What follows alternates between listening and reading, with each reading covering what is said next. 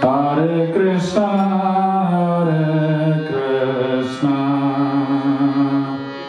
Krishna Krishna, Hare Hare, Hare Rama, Hare Rama, Rama Rama, Hare Hare, Hare Krishna, Hare Krishna, Krishna Krishna, Hare Hare, Hare Rama, Hare Rama, Rama Rama, Hare Hare, Hare Krishna, Hare Krishna, Krishna Krishna, Hare Hare, Hare Rama, Hare Rama,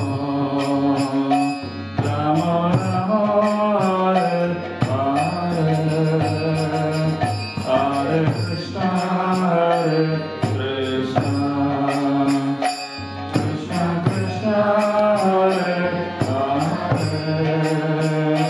Hare Rama, Hare Rama, Rama Rama, Hare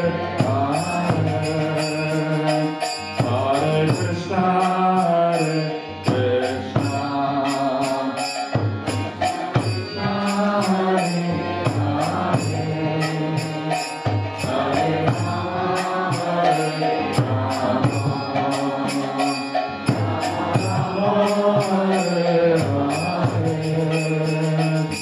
Hare Krishna, Hare Krishna, Hare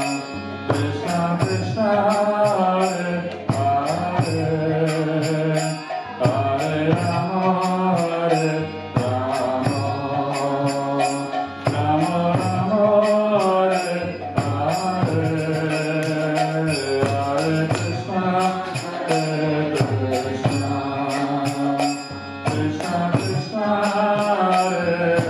Hare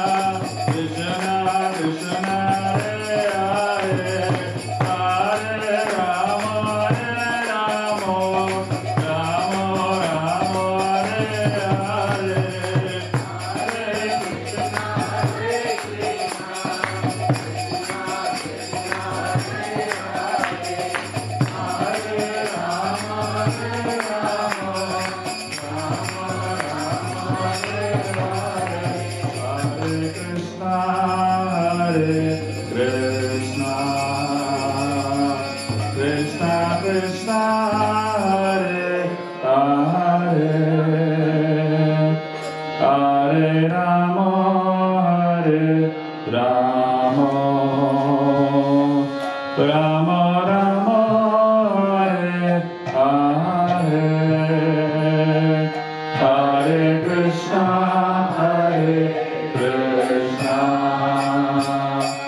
Krishna Krishna, Hare Hare, Hare Rama, Hare Rama, Rama Rama, Hare Hare.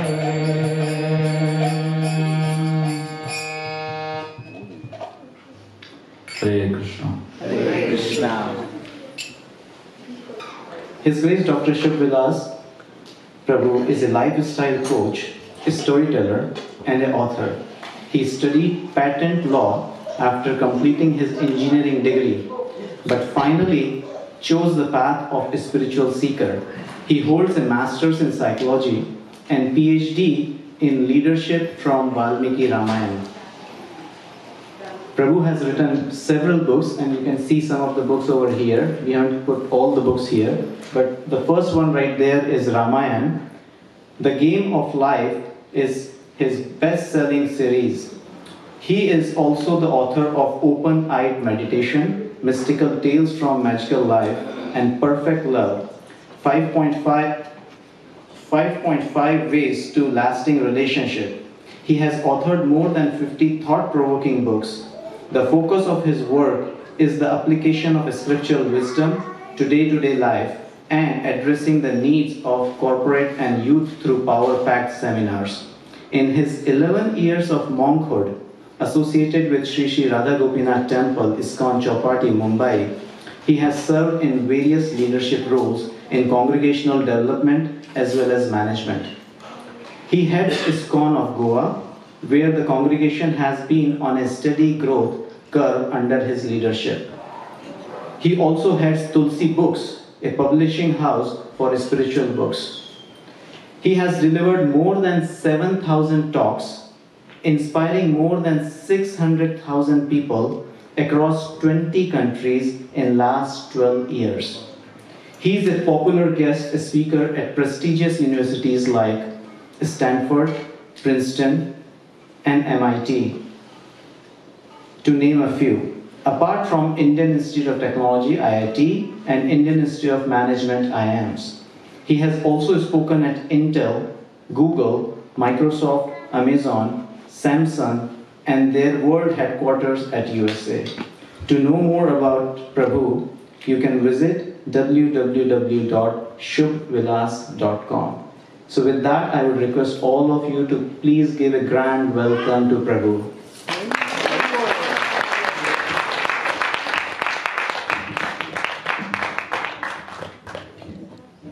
Hare Krishna. Om Kyantimirandasya Gyananjana Shalakaya Chakshurunmilitam Yena Tasmai Shri Gurave Namaha Shri Chaitanya Manobishtam Stapitam Yena Bhutale Swayam Rupakadamiyam Dadati Swapadantikam Vandeham Shri Guru Shri Utaha Padakamalam Shri Gurun Vaishnavamscha Shri Rupam Sagrajatam Sahagana Raghunatam Vitam Tam Sajivam Sadvaitam Savadutam Parijana Sahitam Krishna Chaitanya Devam Shri Radha Krishna Padan Sahagana Lalita Shri Vishakhan Vitamscha He Krishna Karuna Sindhu Dinabandhu Jagatpate Gopesha Gopika Kanta Radha Kanta Namostute Tapta Kanchana Gaurangi Radhe Vrindavaneshwari Vrishabhanu Shute Devi Pranamami Hripriye Panchakalpatarubhyascha Kripa Sindhubhyeva cha Patitanam Pavanebhyo Vaishnavebhyo Namo Namaha Jai Shri Krishna Chaitanya Prabhu Nityananda Shri Advaita Gadadhar Shri Vasadi Gaura Bhakta Vrinda Hare Krishna Krishna Krishna Hare Hare Hare Rama, Hare Rama, Rama Rama, Hare Hare.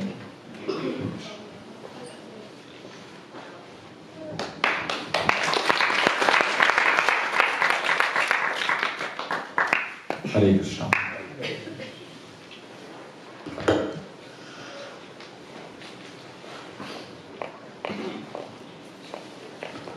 Very grateful and happy to be amidst all of you all here today.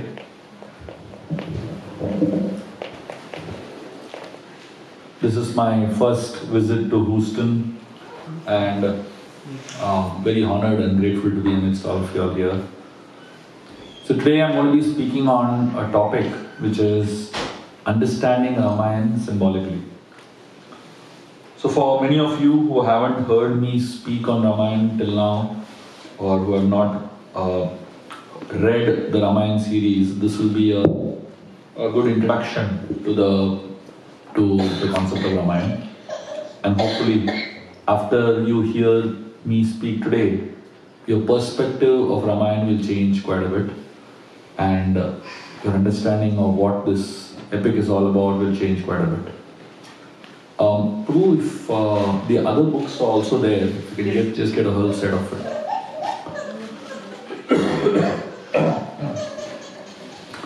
So what I'm going to do today, in the next 45 minutes or so, is I'm going to divide this session into 3 parts.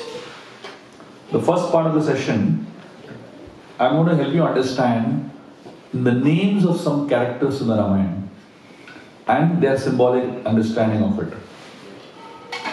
The second part of today's session, I'm going to help you all look at one episode from the Ramayana and look at that episode from a symbolic perspective.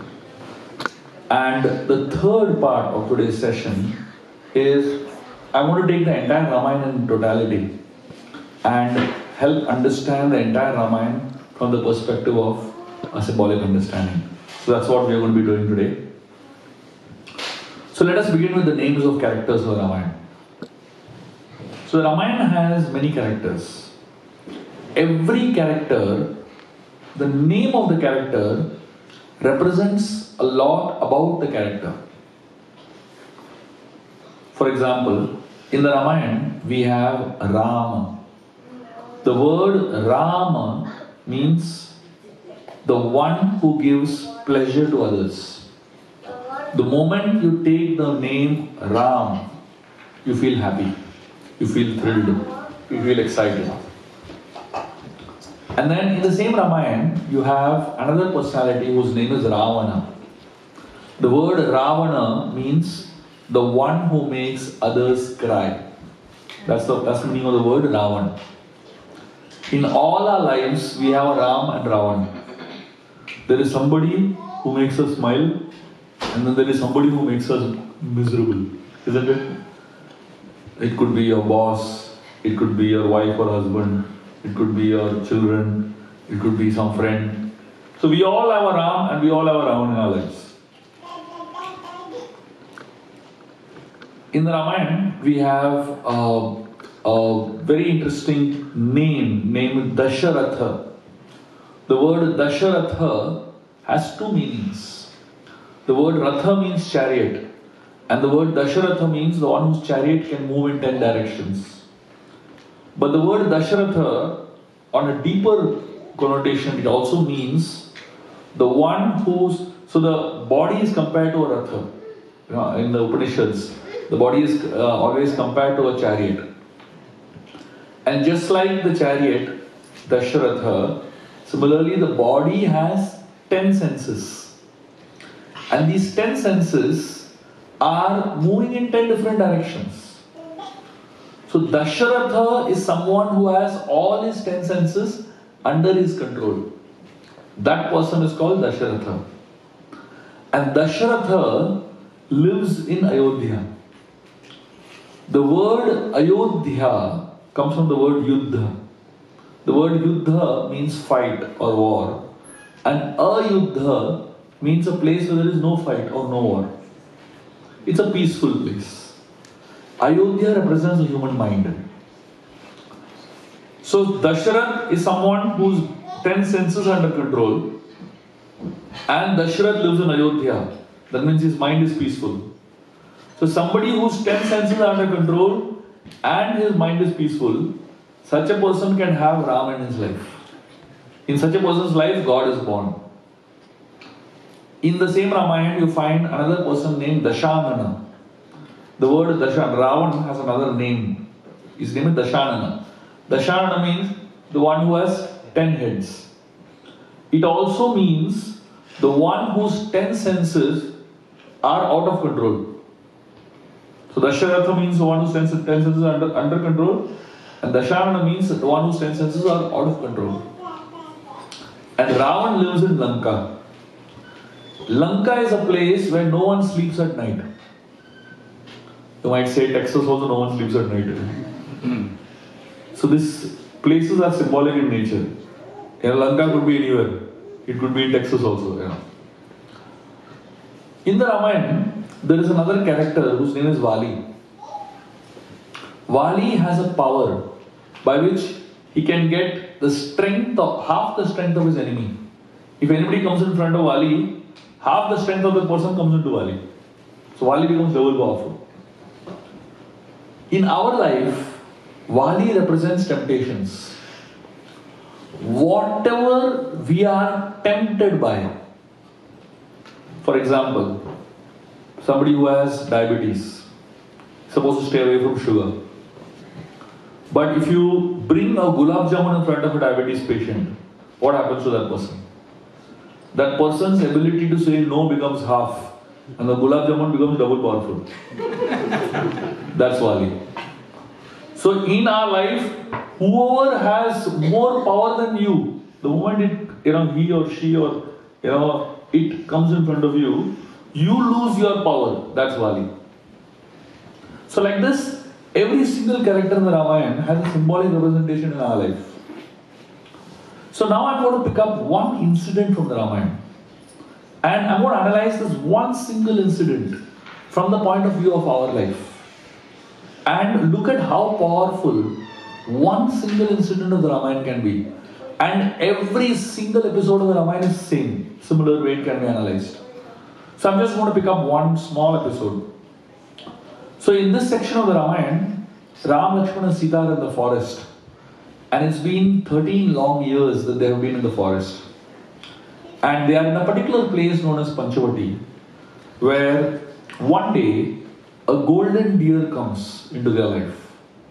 The moment Sita sees this golden deer, she tells Ram, I want this deer, get it for me. So Ram tells Lakshman, please take care of Sita. And he runs behind this golden deer. At some point, Ram realizes that it is not a golden deer, it's a demon named Marich, who has taken the form of a deer.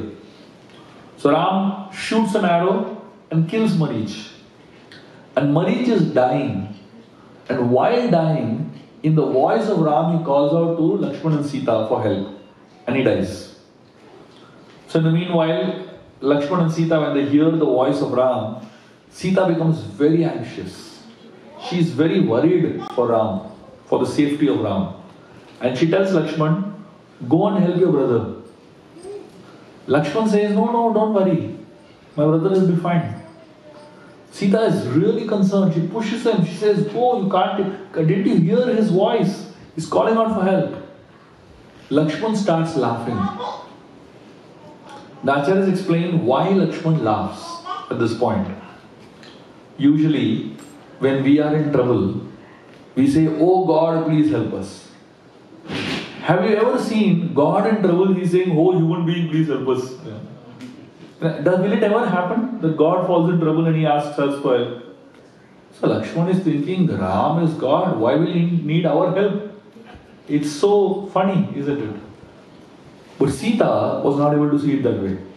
She was really anxious and concerned about Ram. And she feels Lakshman is not concerned at all. See, conflict happens when two people see the same thing from two different perspectives. So Lakshman was confident about Ram, Sita was concerned about Ram. And both of them could see things from a different perspective. Sita finally, she got so upset and so disturbed. She said something that really hurt Lakshman. She told Lakshman, I know why you are here. You are not going because you are waiting for a chance that Ram goes away so that you can exploit me, you can enjoy me. Can you imagine? Lakshman is such a pure person. And he has such pure motives. And Sita doubts his character at this point. Lakshman feels very bad. He tells Sita, I'm going from here, but I know when I come back, you won't be here. Lakshman goes away. And as he goes away, he meets Ram somewhere on the way. And Ram asks him, what are you doing here? I told you to take care of Sita. Why did you leave her and come?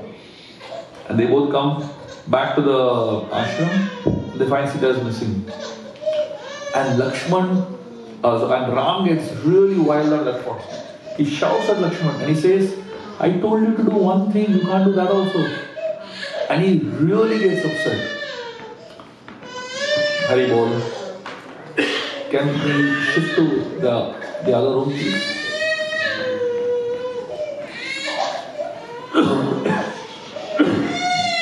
So Ram, he gets so disturbed that he shouts at Lakshman. And he says, I told you to do one thing, you can't even do that much. And Lakshman now, he feels really bad. These are two people that he has loved the most. One is doubting his character, and one is doubting his competence. Sita doubted Lakshman's character, and Ram doubted Lakshman's competence.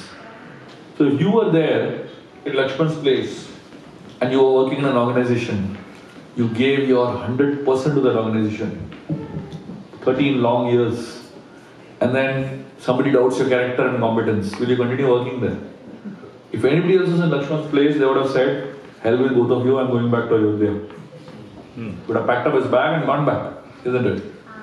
But Lakshman continues staying there with Ram and Sita, and continues serving Ram and Sita for the next several years. Now the question is, what made Lakshman stay back? What was that thought that helped Lakshman continue in spite of being insulted? We all experience such a situation in our lives, isn't it? Often, the very people that we love the most, they insult us the most. If some stranger insults us, it doesn't matter so much. But the people that we have given our life to, if they insult us, it really hurts a lot. So in such a context, what should one do? How should one deal with one's life when you're put in such situations? If you know this secret that I'm going to reveal to you all, it will save many relationships. 30 years of relationship can get destroyed in 30 seconds if you don't know the secret that I'm going to share with you all. And if you all know the secret, so many complicated situations can be avoided. So when Lakshman was told those words by Sita, the moment Sita spoke those words, Lakshman, he pressed the pause button. When an action movie is going on and suddenly some doorbell rings, you press the pause button, right? So Lakshman pressed the pause button and he asked himself a question. Does Sita mean what she spoke? And the answer that he got from within was no. Sita does not mean what she spoke. Her concern for Ram is coming out in the form of those words. And when Ram spoke those words, again he pressed the pause button and he asked himself the same question. Does Ram mean what he spoke? And the answer that he got from within was no. His concern for Sita is coming out in the form of those words. Now when we are in a situation like this, forget pressing the pause button, we don't know where the remote control is, isn't it? We just completely lose our cool. Just to help you understand, Lakshman was an angry young man throughout the Ramayana. Through the Ramayana you will find Lakshman gets angry at the drop of the hat. How come such an angry person in such a sensitive situation of life managed to stay cool? This is the secret to this whole episode. One thought helped Lakshman press the pause button. It was one thought of gratitude. Lakshman thought, Should I forget to be grateful for the 25 years of love that Sita has deposited in this relationship and only focus on this one mistake that she has made? This one thought of gratitude helped Lakshman press the pause button. And when Ram spoke those words, again he had the same thought of gratitude. 40 years Ram has deposited love in this relationship. Should I forget to be grateful for the 40 years of love and focus on this one mistake that he has made? All of us will all be in such situations of life. Simply this one thought of gratitude can help us press the pause button and deal with the situation in a more responsive way and in a more calmer manner. This is just one episode in the Ramayana. And this one single episode has so much to offer us, isn't it? And the Ramayana is filled with hundreds of such episodes. And every single story in the Ramayana is filled with so many insights. I'm going to now shift to the entire Ramayana in totality. And I'm giving you all a bird's eye view of the Ramayana. And if you try to understand the Ramayana from this perspective, Ramayana seems something else only. The scriptures, the Ramayana, all of our scriptures, they are in codified form. When I'm saying codified form, what does it mean? It means there's a storyline going on which is on the outer surface. But within that storyline, the inner surface, there is a very powerful lesson that is being taught through the story. Most people, when they study or when they read any of our scriptures, they focus on the storyline and they think that these books are meant for kids. These books are meant for entertainment. But within that storyline is a layer. In fact, there are many layers of lessons, many layers of deeper understandings, many layers of insights that make these scriptures unbelievably powerful. So I'm going to decode the layer that surround the story of the Ramayana. The Ramayana happens in 3 cities prominently. The city of Ayodhya, way up in the north. The city of Lanka, way down in the south. And in between is the city of Kishkinda in Hampi or Karnataka. So these 3 cities represent 3 different mindsets. The city of Ayodhya represents a mindset which is known as Sanskriti. Sanskriti means culture. The city of Ayodhya is a place where everyone is pure in character and practices very, very powerful culture. Every single person in the city of Ayodhya is always thinking from a higher perspective. So that's why it is called as Sanskriti. The city of Lanka is exactly the opposite of city of Ayodhya. And the mindset of Lanka is known as Vikriti. Vikriti, so Sanskriti means culture, Vikriti means vulture. The whole mood of Lanka is how to snatch from others, how to take from others. Everything in Lanka is stolen property. Lanka itself is a stolen property. So the whole mood of Lanka and everyone in Lanka is how to exploit from others, how to take from others. And in between is a city of Kishkinda. And the mindset of the city of Kishkinda is known as Prakriti. Prakriti means nature. Just like when you stand on the shore of an ocean, are you standing in ocean or are you standing on land or standing in water? It depends, isn't it? When the water recedes, you're standing on land. But when the water comes in, you're standing in water, isn't it? Similarly, the people of Kishkinda are like that. They're sometimes good, sometimes bad. Early in the morning, you meet all of us chanting japa and doing spiritual practices. We almost seem like Vaikuntavasis. And as the day progresses, we start becoming something else. And by night, we are total demons. Isn't it? So this is very much like how Kishkinda works, somewhere in between. You can't say exactly they're bad, you can't say exactly they're good. They're somewhere in between. That is known as Prakriti. Ayodhya, they follow the principle of Kritagya. Kritagya means they're very grateful people. If you do something for them, they will never forget it. When Ram and Sita were being coronated as a king and queen of Ayodhya, during the coronation ceremony, Sita started crying tears. So Ram was very worried. He asked her, what happened? Why are you crying so much? Such a beautiful, joyous occasion. So Sita told Ram that while the celebration was going on, somebody threw red color powder in the air. You know, there was music, dance and festivities.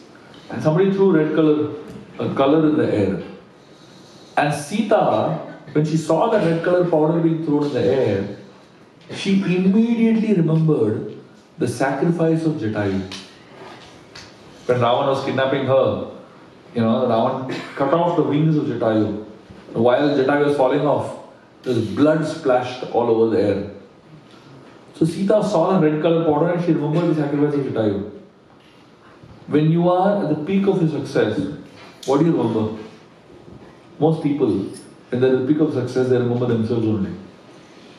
But people who are grateful, they remember those people who were responsible, even minutely, for them being successful. And that's what the idea of Kritagya is. The people of Lanka are exactly opposite. They don't have any kind of Kritagyata. They don't have any kind of gratitude. They are known as Kritagna. The word Kritagna means ungrateful people. So when Ravan one time, he worshipped Lord Shiva. And Lord Shiva was very pleased with Ravan, appeared in front of him and he asked him, ask what you want. And Ravan asked for two boons. One, he asked for the Atma Linga of Lord Shiva, which is a very special form of Shiva Linga. That Lord Shiva gave it to him readily. The second thing Ravan asked Lord Shiva for a boon, he said, I want your wife Parvati. Imagine, he's worshipping Shiva and he's asking Shiva only for his wife. This is known as Kritagna. No gratitude at all. Shiva was bewildered. He said, what nonsense? This is the kind of mindset that Lankavasis have. Kritagna. They have no gratitude at all. And in Kishkinda in between, they have a mindset which is known as Akritagya. Akritagya means, it's not that they are not grateful, they just forget to be grateful. You remind them, then they become grateful. Just like us. You hear one lecture on gratitude, next 2-3 days we are grateful people. And then after that we forget again, in the Ramayan we find Sugriv, when he became the king of Kishkinda, Lord Ram helped him. And Sugriv was very grateful to Lord Ram for helping him kill Vali and become the king of Kishkinda. So Sugriv wanted to do anything for Lord Ram. Lord Ram wanted him to help him find Mother Sita. But the day when Sugriv became the king, that is the point where the rainy season began. Chaturmas began. In those days, during the rainy season, they wouldn't go out and do any kind of expedition. They would stay indoors. So Ram told Sugriv, now Chaturmas has begun. He said, let us start the search expedition after the rainy season is over. Sugriv said, fine.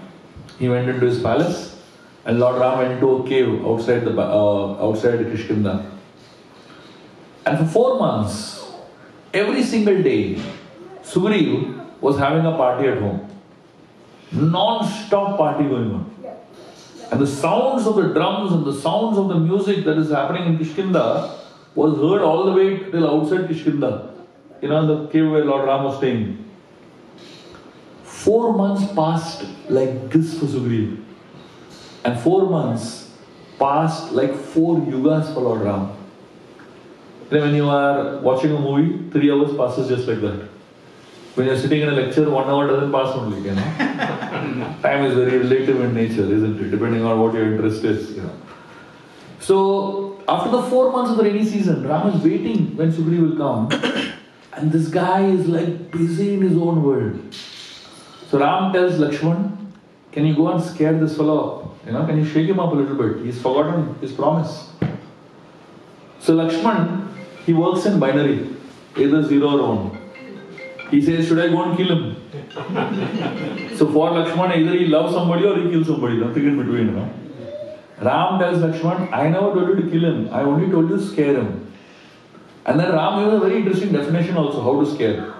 He tells Lakshman, scare him that much that he comes running to me. Don't scare him so much that he runs away from me. In spirituality, we all need something known as healthy fear. There has to be some amount of fear in the heart. If you have no fear in the heart, we will not need God at all. But if you have too much fear, some religions cause so much fear in the heart.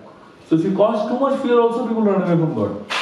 So when you have the healthy amount of fear, people run towards God. So Lakshman went and scared Sugriv, and then he became, grateful again, and he suddenly remembered all the things that Ram has done for him. In Ayodhya, the people of Ayodhya, between all of them, there is a lot of love and affection. Between the brothers of Ayodhya, Ram, Bharat, Lakshman, Shatrugna, a lot of deep bonding and affection. And they never fight with each other. And if they ever fight, the fight is not about right and wrong. The fight is always about who is right and who is more right. Ram and Bharat, they met in Chitrakoot, they had a massive fight with each other. But the fight was not about right and wrong at all. Because there is no question of wrong in Ayodhya. The question was, who is right and who is more right? Ram is telling Bharat that it is right that you become the king. Bharat is telling Ram, it is more right that you become the king. And that's what the whole fight is about. A very, very interesting way of this fighting, right? In Lanka, between brothers, no fight ever happens. Because nobody opens their mouth in front of Ravan. The day they open their mouth, they kicked out of Lanka straight away. Vibhishan opened his mouth once. That's all. He was kicked out straight away. As long as you don't open your mouth, everything is fine. The day you open your mouth, that's when the problem begins. In Lanka, the discussion is not about right and wrong. The discussion is about what is wrong and what is more wrong. One time there was a discussion in the courtroom of Lanka. All the ministers of Ravan asking him, you got Sita so many months back. Why don't you do something to her? Ravan is telling, I want to do so many things, but what to do? I have a curse on my head. If I touch her without a sanction, I'll die. Look at the discussion in the parliament house of a country. The ministers, what they are suggesting to the king. This is the quality of Lanka. The discussion is what is wrong and what is more wrong. And in Kishkinda, brothers, Sugriv and Vali, there used to be a lot of love. But one incident changed everything. And between them, the discussion was who is right and who is wrong. Sugriv is telling Vali, I am right, you are wrong. He went into a cave. I thought that you are dead inside, so I covered the cave. And Vali is saying, no, I am right, you are wrong. You purposely did it because you wanted to kill me. So both of them not ready to understand the other person's perspective. And that's why they're stuck in this right and wrong business. Ayodhya, people are too good. That's why a lot of people don't relate to Ramayana. Because they say, how can someone be so good? They relate to Mahabharata a lot. Because in Mahabharata, everybody is wrong. Everybody makes mistakes. So people relate to Mahabharata a lot. But they don't relate to Ramayana because they feel that this is too much. How can everyone be so perfect? So Ayodhya is a little too much for us, basically. And Lanka is a little too low for us. How can it be so bad? So that people relate more to Kishkinda, basically. Because in Kishkinda, there are different types of Vanaras. In Kishkinda, there are Hanuman-like Vanaras, who are like the Ayodhya-vasis. So we study Hanuman's life. Every single episode of Hanuman's life is very much in sync with the mood of Ayodhya. And in the same Kishkinda, there is a second type of monkeys, or Vanaras, known as like Vali. And Vali like Vanara is almost exactly like Ravan. One time, Ravan got to know about Vali's power. And Ravan decided that he will kill Vali. Because if Vali becomes more powerful, then at some point he will take over his kingdom, right? But he already knew about Vali's power, that he will get half the strength of his enemy. So Ravan did not want to confront him from front. So he went from behind. So he studied Vali's schedule and he understood that Vali goes to do Gayatri in the four oceans thrice a day. So Ravan attacked Vali from behind. His plan was very simple. He'll go when Vali is offering his prayers. He'll catch the tail of Vali, rotate him, throw him on the ground and kill him. That's what he thought. He went, he caught the tail of Vali. But what he didn't expect was the tail started rotating around his hands. And then the tail of Vali tied up Ravan. And then Vali jumped from one ocean to the other. And Ravan was hanging on the tail of Vali. Ravan is telling, "Hey, leave me." It's so embarrassing to be hanging on the tail of a monkey. Finally, after Vali finished all his prayers, then he left Ravan. And he asked him, "What do you want?" And Ravan told him, "I've come here to become your friend." He knew that he couldn't kill Vali, so he decided to make Vali friend. So Vali and Ravan at that point became friends. They actually took vows of friendship. They went around the fire 3 times and they took vows of friendship. And the vows they took was very interesting. They said, "From now onwards, we both are friends." They said, "From now onwards, whatever is mine is yours and whatever is yours is mine. My kingdom is your kingdom is my kingdom. My wealth is your wealth is my wealth.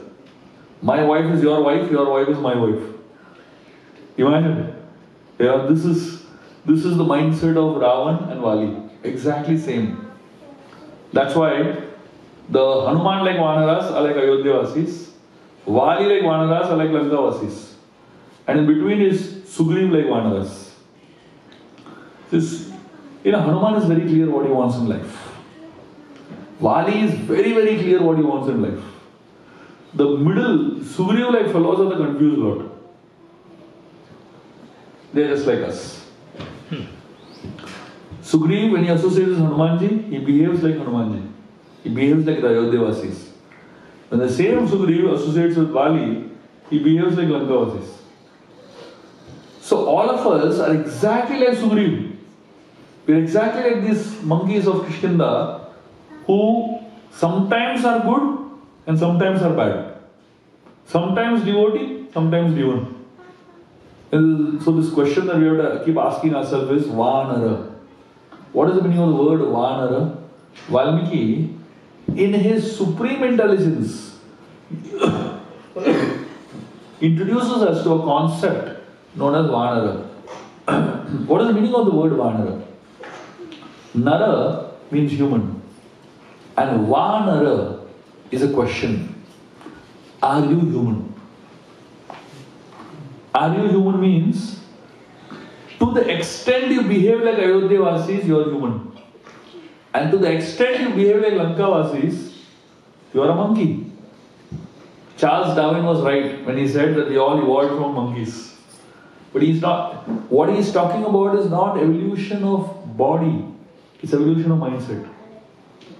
So from Ramayan we can learn. So Sugriv like Vanaras, they have a very interesting pattern of behavior. And if you study Sugriv, you can understand ourselves. So the Ramayan is very interestingly introducing us to this concept of Vanaras and is making us think. Every day in the morning when we look at ourselves in the mirror, we have to ask ourselves, are you human? Vanara. Which means, just by wearing a t-shirt, being human doesn't make you human. You have to actually behave like a human. You have to actually have the mindset of human. And that's what makes us human. So, the Ramayan, through introducing these Vanaras, is trying to help us evaluate our own lives. Are we really human beings? And interestingly, Sugriv, whenever you go to meet some important meetings, you disguise himself as a human being and go. You change his form to look like a human being and go. Why did he change his form from a monkey to a human being to go for meetings? Because he thought, if I look like human, people will think I'm human. And that's what is happening in most of our lives, right? We dress well, we drive good cars, we apparently talk good language, and we think that we're human beings. Without understanding that you cannot be a human being just by changing externals. Only when you are internally a good person, an evolved human being, you are externally a human being. And that's why many times when people become devotees and they take up spiritual life very seriously and then they behave very badly, they say, hey, what is this? Is this how a devotee behaves? People look for external behavior as a parameter of your evolution. And it is also true. Because if you are actually an evolved person knows how to not be provoked, how to behave well, even in a highly provoking situation. In the Ramayana, there is a very interesting character. And this is the character of Ravan. And his character is given a very special category in the Ramayana. He falls in a category known as HNS category. What is the meaning of HNS category? HNS category means hum nahi sudhrenge category. There are some human beings that no matter what, they will not change. So I'm going to tell you a very small story from Ravan's life that helps us understand what kind of a mindset Ravan had. And this is the last story I'm going to tell for today. When Ravan was being attacked by Lord Ram and the Vanaras, he really felt he needs help. So he went to Bali Maharaj, who was the king of the Sutalaloka. And he went and told Bali Maharaj, I need your help. Bali was very surprised. Ravan is coming for help. He asked him, what happened? Ravan said, there are two human beings who have come with a group of monkeys and they're troubling me a lot. Bali Maharaj said, hey, how come you are scared of human beings? You eat monkeys for breakfast. Why are you scared of humans and monkeys? Ravan said, see, they are not ordinary monkeys. Let me explain. He said, 3 monkeys came to my house and really troubled me a lot. He said, first monkey came and burned my city. Hanumanji came and burned Lanka. And then he said, after some time, a second monkey came. One day, Ravan was standing and looking at himself in the mirror. And suddenly, he felt a little wet on his head. And then he saw on top, Sugriva had taken a very tiny form and he was spitting on Ravan. Imagine spitting on Ravan's head, Ravan somehow caught Sugriva, but somehow Sugriva escaped from there, So Ravan said, one monkey came and burned my city. Second monkey came and spat on my head. And then he said, after some time, a third monkey came. Just before the war, Ram sent Angad to give Ravan a last warning. So Angad landed straight into the courtroom of Ravan. And Ravan was really surprised. He asked Angad, who are you? Angad said, I am the son of Vali. The moment Ravan heard the name Vali, he got scared. He said, how is my friend Vali? Angad said, your friend is dead. Ravan got the shock of his life. He said, what? Vali is dead. How can he die? Who killed him? Angad said, Ram killed Vali with one arrow. Ravan said, what are you talking? With one arrow, who dies? In Bollywood movies, 3-4 bullets also people don't die, And then he died with one arrow. Angad graphically describes. He said, just like you take a ripe banana and you pierce a needle, how easily it goes in. Similarly, Ram's arrow went into the chest of Angad and Vali and killed him. Ravan was just not able to believe Vali can die with one arrow. So Angad told Ravan, see, I've come here to give you a last warning.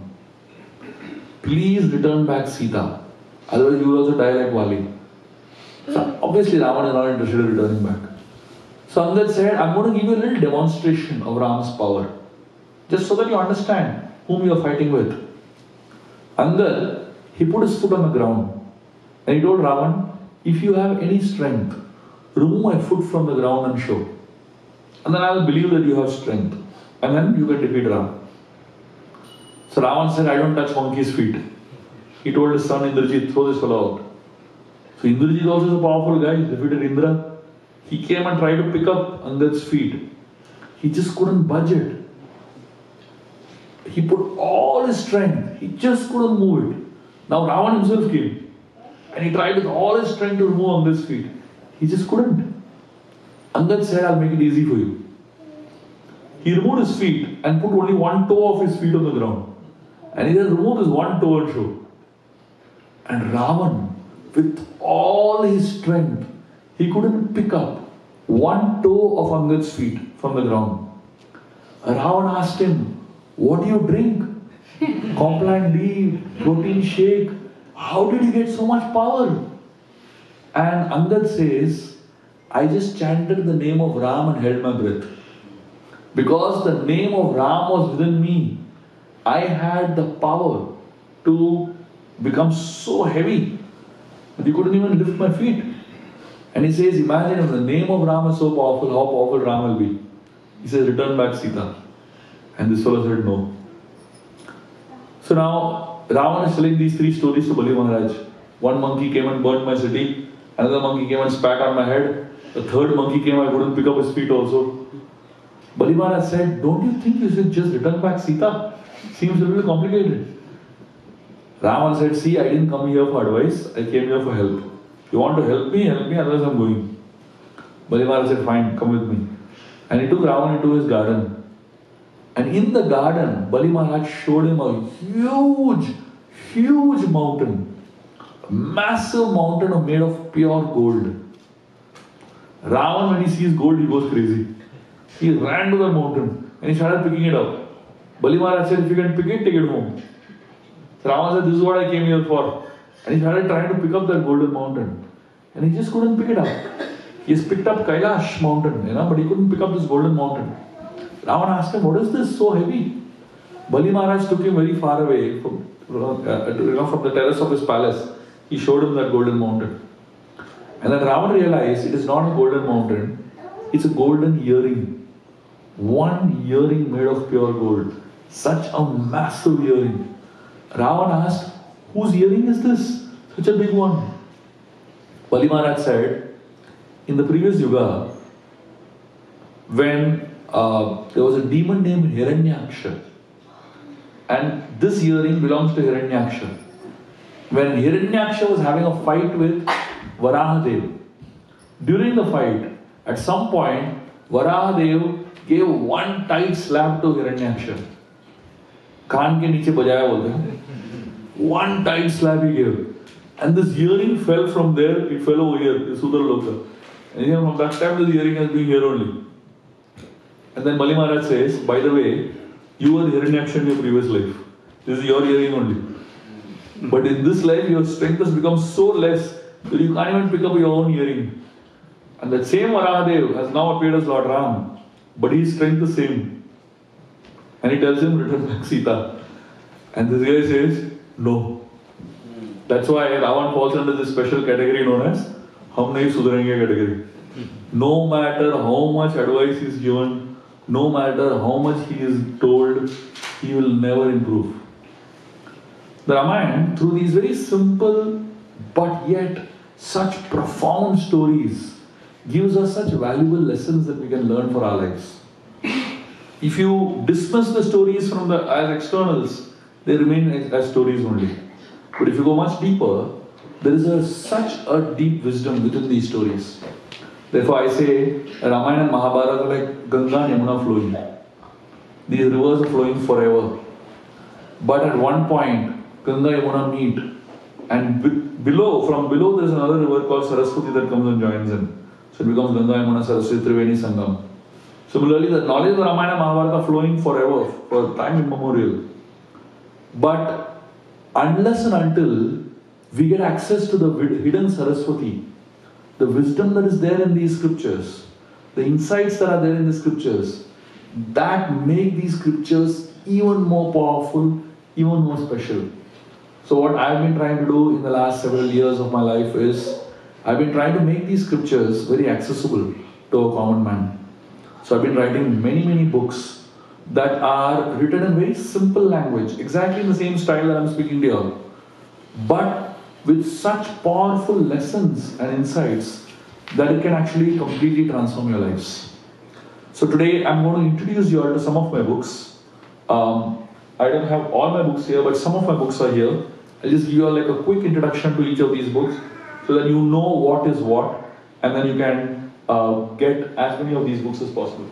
Can someone give me all these books?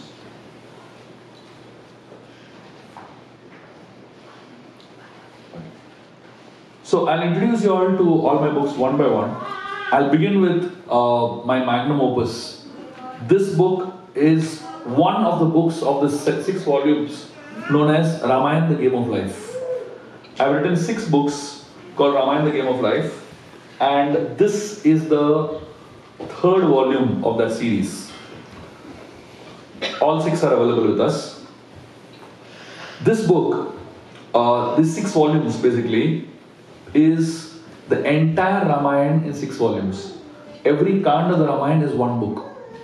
And what I have done is, I've written the entire Ramayan in a narrative, exactly the same style that I've been speaking. The storyline is going on, but along with the storyline, there are lessons that you can learn from it for your life. So practically in every book, there are almost 200 to 300 lessons that you can learn from the story of the Ramayan. So like this, the entire 6 volumes in exactly the same style. I highly recommend all of you to get the entire 6 volume set. And it's a must that every one of you all should have in your library. It will give you all access to the complete Ramayan, and it will give you all access to so many lessons that you can learn from the story of the Ramayan. This book is one of my favorites. It's a very small book. It's called The Little Blue Book on Krishna.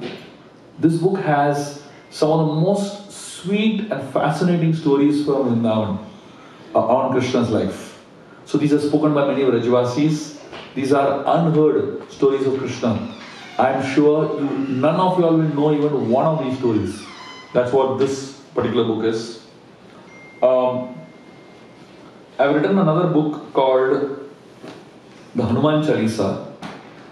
Most of you all must be chanting Hanuman Chalisa in your lives, but this book contains every single word of the Hanuman Chalisa explained through a story of Hanumanji.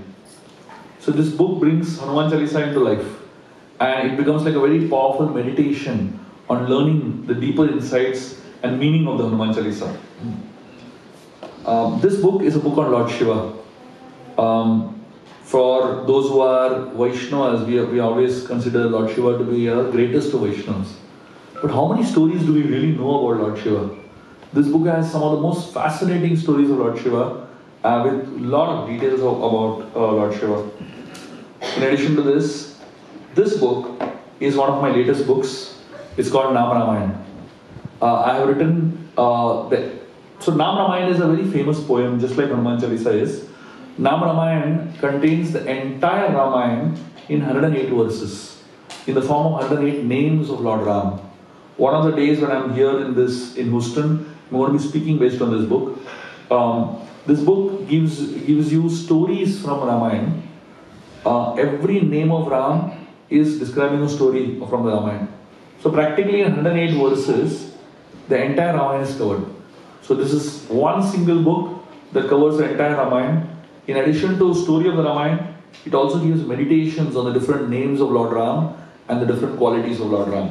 So this is Nam Ramayan. In addition to all of this, I've written many children books. So this one is called the Illustrated Ramayan. So the entire Ramayan with high quality illustrations that kids just love. This is a series of books. There are 6 books actually called Goddesses of India. Each one has one goddess, a story of one of the goddesses of India. This book is an illustrated Mahabharata for children. The entire Mahabharata in an illustrated form. And this book is called Illustrated Bhagavad Gita for Children. So this book has 18 chapters of Bhagavad Gita, picked up 18 verses, the most important verses of the 18 chapters, and each verse explains a theme which is explained through a story. So that means 18 chapters, 18 stories. That's what this book is. And finally, the last book I will introduce you all is called 100 Vedic Women.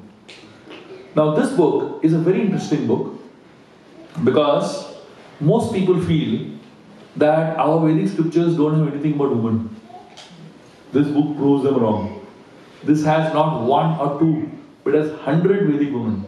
And each Vedic woman is explained through some stories. So that is the way this whole book is. And every single woman character of this book is illustrated also. So there is an illustration to visualize it.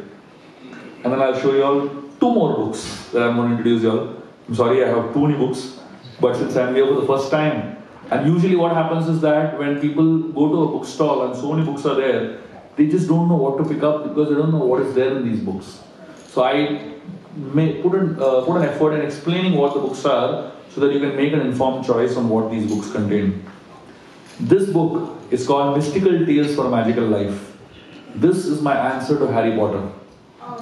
For all those people who are fans of Harry Potter, must read this book. This is a Vedic answer to Harry Potter. This book has 11 stories.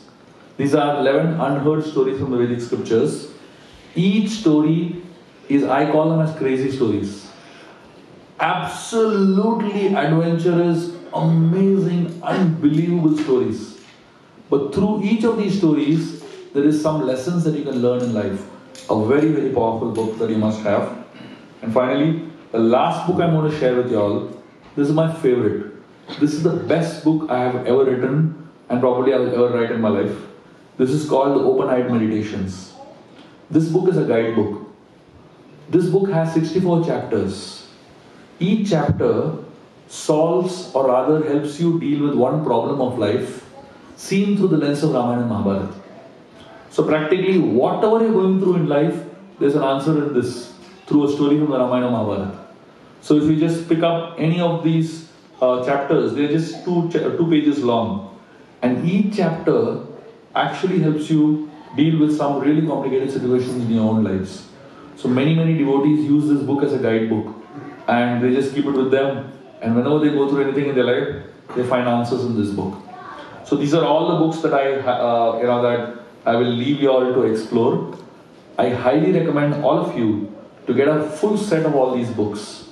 These are books that not only all of you can read, but all your children and people that you are connected with can read. And these are really good books to give as gifts also.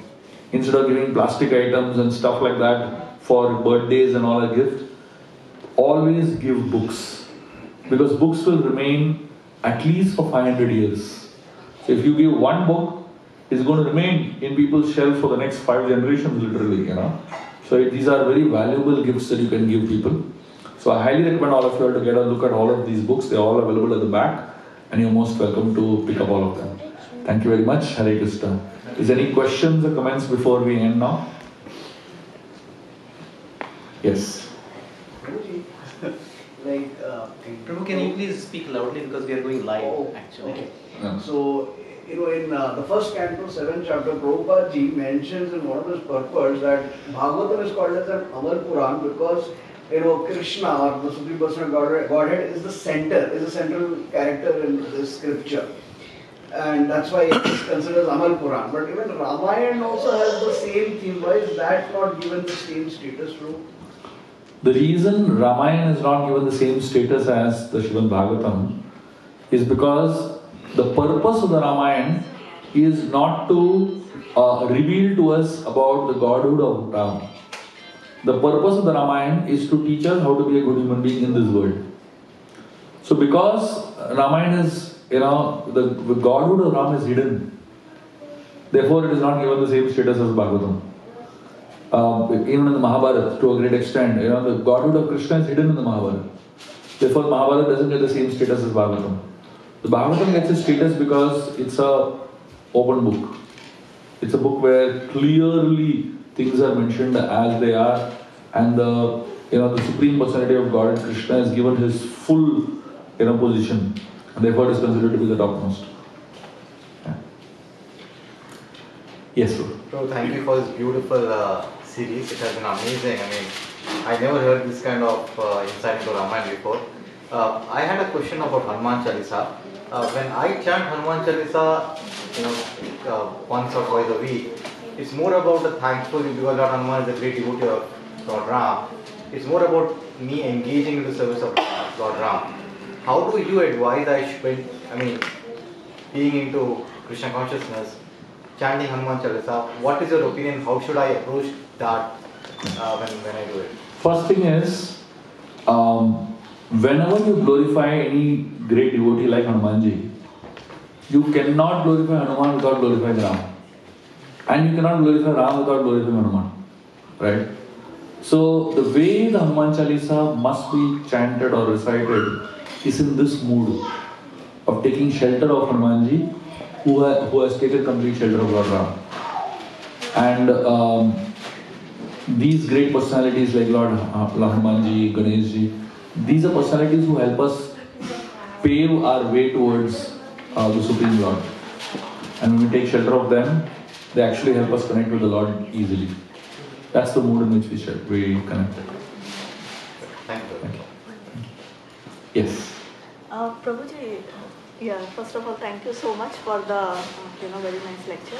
Prabhuji, I had a question. When you were describing Ayodhya, you said that it's like perfect city with perfect kind of, near to perfect kind of humans, we can say.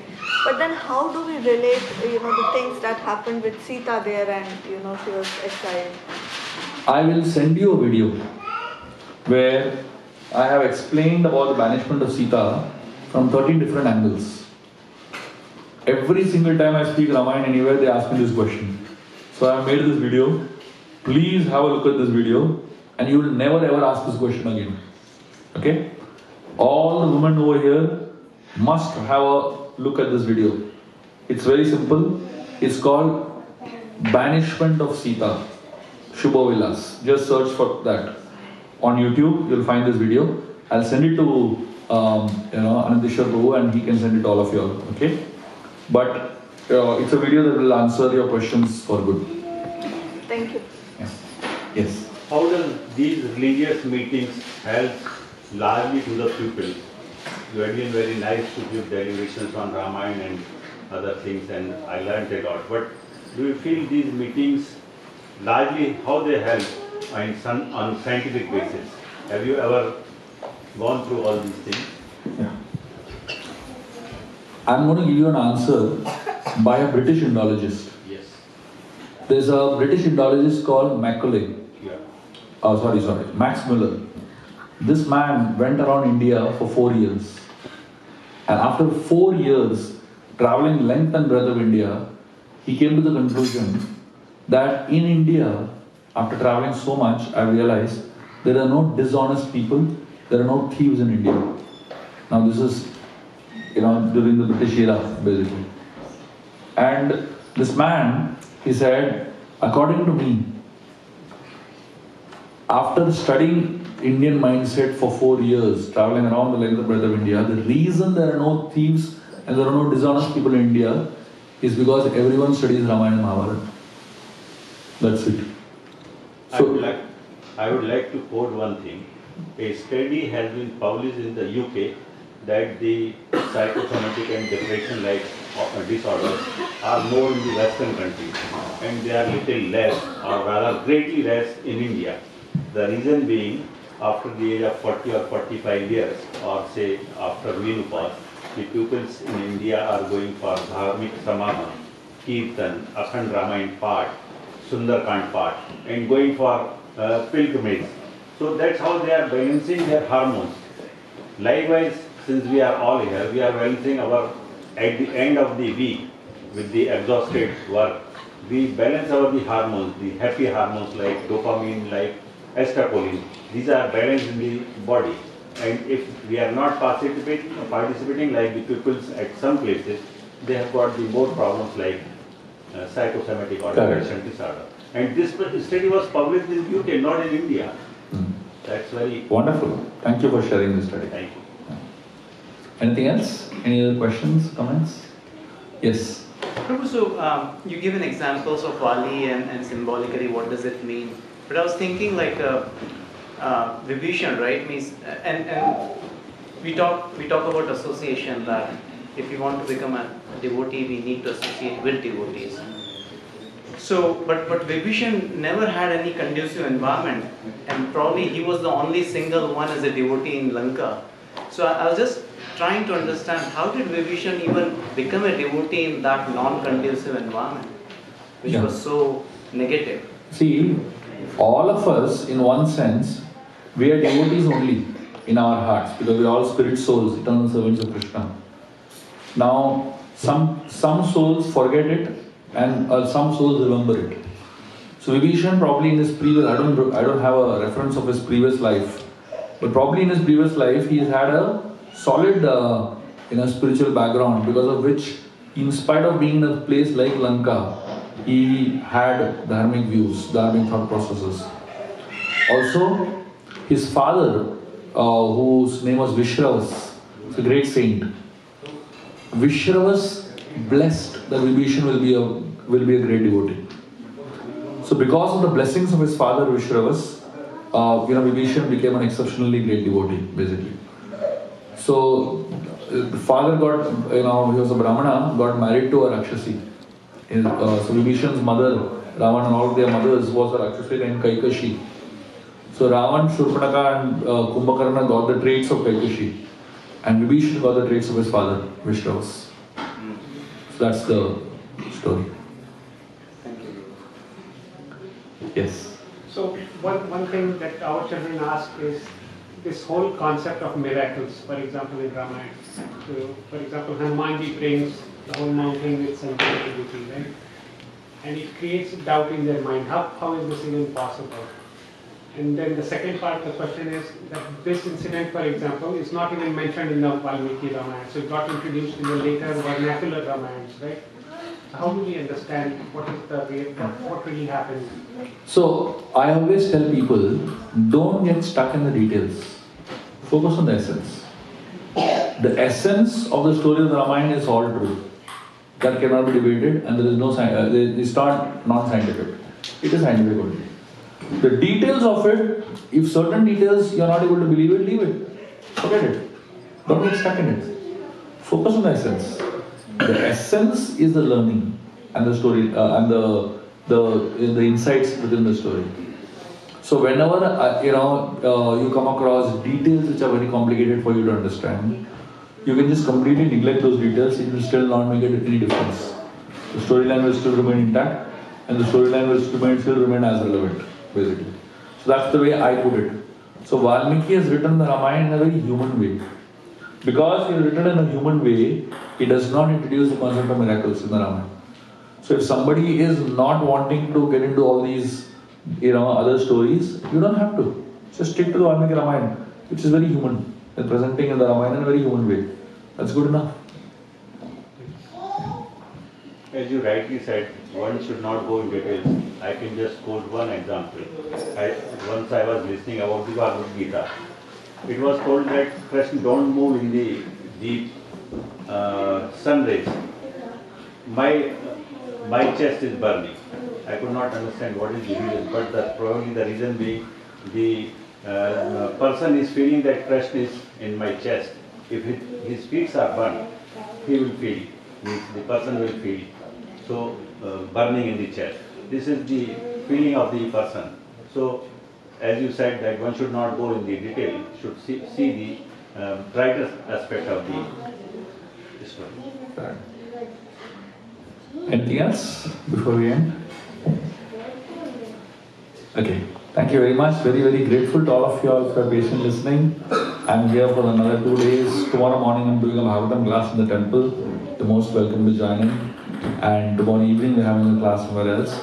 And on Sunday I'll be speaking on the Sunday feast also. So you're most welcome to come on all these programs. And each of these programs I'll be speaking different aspects. So you can either join in online, or you're most welcome to come physically also. I'm looking forward to seeing all of you and serving all of you in the next 2 days. Thank you very much. Hare Krishna.